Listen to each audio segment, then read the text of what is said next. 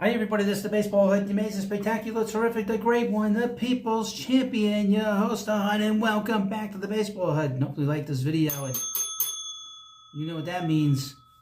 The Mets have signed Juan Soto to a 15-year, $765 million contract, and then one of the biggest contracts in the history of sports and one of the biggest contracts in Major League Baseball history, surpassing the contract that Shohei Ohtani signed last season to make Juan Soto a very rich young man. He's 26 years old.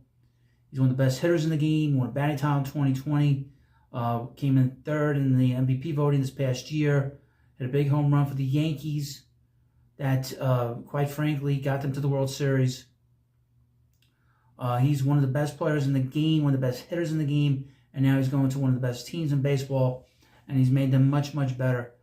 It'll be interesting to see when details come out. One of the details that did come out tonight is that the Mets and Soto have agreed to this contract. After 5 years, Soto has an opt-out, which is not a problem if the Mets win the World Series in the next 5 years. He opts out and leaves, goes somewhere else. Thank you for your help, and and then we'll move on to other players. But this goes to show you that Steve Cohen is, again, very serious about winning. He's been heavily criticized over the past year, specifically last offseason when everyone was complaining, not your host, of course, that the Mets were not going to sign any big players, and they did that tonight. This shuts up everybody, and quite frankly, this really shifts the balance of power in New York City in terms of the baseball capital of the world, because for the last 30 years, the Yankees have owned this town and not anymore. The Mets did something that they've never done in their history, and that's taken a player that's been with the Yankees and they brought him here to New York. Now, it'll be interesting to see when this deal is announced. The word was that early in the night, according to SNY's Andy Martino, that the Mets were out at 6 o'clock, that the Mets were not too comfortable, 3 o'clock, 6 o'clock, that the Mets were not happy that they weren't going to sign the player. I don't know what changed in that time frame, but that seemed to change the attitude of the ownership to where they went the extra mile for Juan Soto.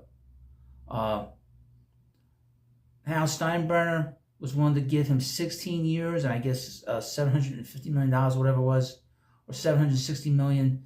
The Mets gave him one last year and $5 more million. So instead of making $47 million per year for the contract, it was $51 million for the contract per season for Soto that the Mets are going to give him. No deferrals, only an opt-out after the 5th year, which I think is perfect.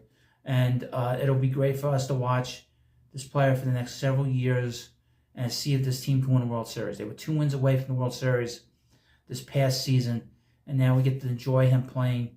Now, obviously, the Mets have a lot of work to do. They don't have a first baseman. They need to improve the pitching.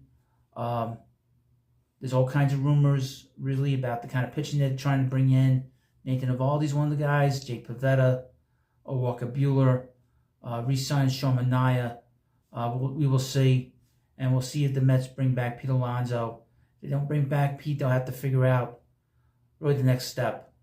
But obviously, the Mets are willing to go the extra mile to bring in great players and to bring in winning. I don't really care as a Met fan the amount of money the Mets spend as long as they win.